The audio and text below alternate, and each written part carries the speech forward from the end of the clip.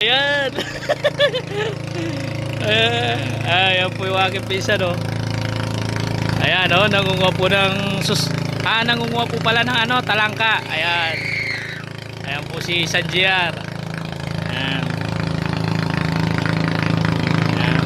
Basta masipag lang po kayo dito, mga kapatid. Lagi po kayong may ulam.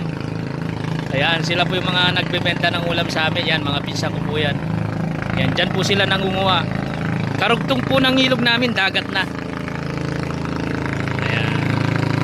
Ayan.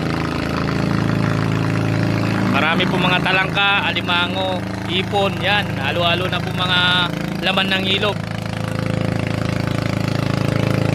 Ayan, marami pong dumadaan ng mga bangka dito. Yan po natin, mga kapatid, yung nakuha ng pinsan ko. Ayan, oh, mga talangka, oh. Yan, ang dami po. Oh, puro talangka. Kaway ka pa, San? Ayan, si San ko.